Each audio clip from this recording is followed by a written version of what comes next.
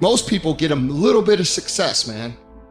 They are able to pay their bills. They're able to buy a car. They're able to live in a decent house. They're able to compete with their high school buddies or their circle of friends, and they're doing okay in that circle of friends. And that's where they stay. And they stay there until they die. And I want you to think about that. That's how people get in ruts. And the only difference between a rut and a grave is the depth of the hole. The degree of which you are rewarded is directly proportional to the degree of hard work that you put in. If you just do what you want right now all the time, one of the problems with that is you're going to get yourself in trouble. And everyone knows that. This is why 2-year-olds can't really live on their own, because they're whim predicated with no thought whatsoever for the iterating consequences of that into the future. Because people are self-conscious and can see the future, we have to bind our actions in the present in relationship to our future selves. You have to act now so you don't hurt you tomorrow and you next week and you next month and you in a year and 5 years and 10 years. And that's actually a community of potential selves that extends across time. You sacrifice the whims of the moment, so that's delayed gratification and maybe a definition of maturity. You sacrifice that because it's a better medium to long-term contract or covenant with yourself, but at the same time, that applies to everyone else, because there's no difference between me serving who I'm going to be when I'm 75 and me serving other people. That ethos unites. I want to tell you what people don't want to tell you. Why you stop is because you're lazy. You don't mind getting bad grades in school. It doesn't bother you enough to be mediocre, to be average, to sit around and watch people do great things. You don't mind it. You don't care enough about yourself. When that mind gets relaxed, man, you are It's supposed to be hard, man. It's supposed to be grimy. It's supposed to be gritty. It's supposed to be horrible. It's supposed to be really ugly. I'm supposed to be battered. I'm supposed to be bruised. I'm supposed to be beaten. Your mind has to touch hardship. It's how you start to create the calloused mind. This is how I'm going to grow. I guarantee you, when you do it, nobody can do it like you do it. The problem is you don't hardly do it. You love sleep too much. You love that alcohol too much. You love that substance too much. You love that vice too much. There's something that you love more than yourself, than your dreams, than your goals. Easy never pays well. So if you're thinking that it's just going to be a walk in the park, you're dead fucking wrong. You have to give it every fucking bit of effort and energy you have to pull it off. And you have to work harder than everyone else. Work while they sleep, learn while they party, save while they spend, and live like they dream. In any case, people do waste a lot of time, and they also act counterproductively a lot of the time. Regardless, we do make progress, and we can thrive under the difficult conditions that make up our lives, and we can resist the malevolence that entices us. That's within our power, and we don't know the limits to that. And we also know that it's better to, we all know this, that it's better to live courageously than cowardly. Everyone knows that. That's what you teach people that you love.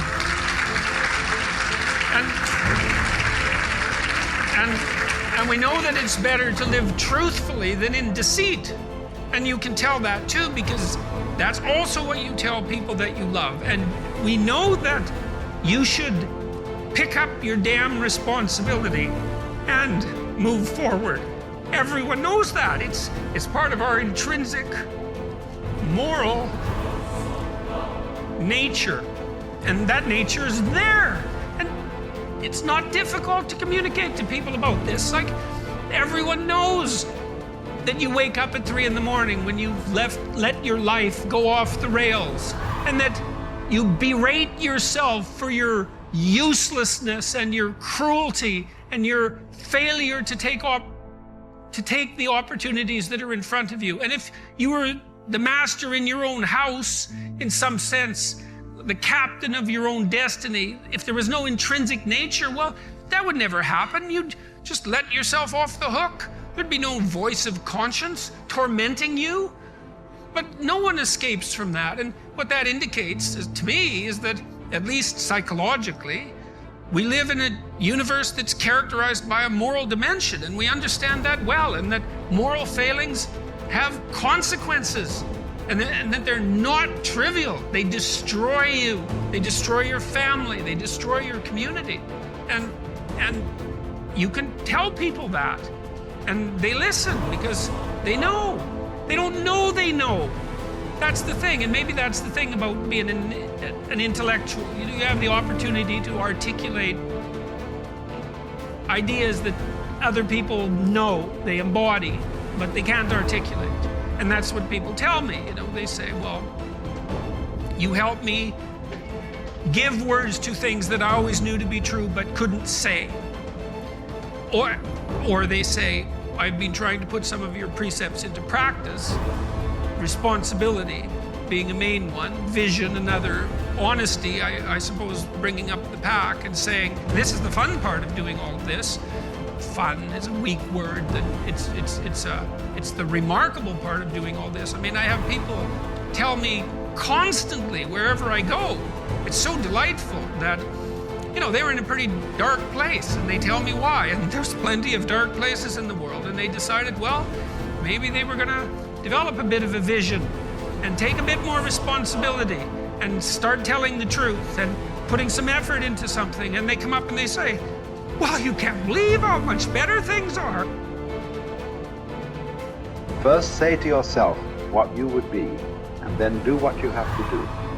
If you aren't happy with who you are, you first need to identify who it is that you desire to be.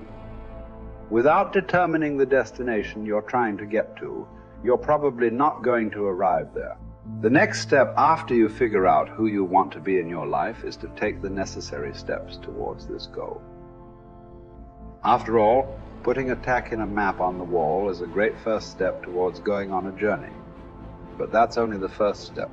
In order to achieve the good life that you want to live, you will need to exercise your will and do what you have to do to make your dream a reality.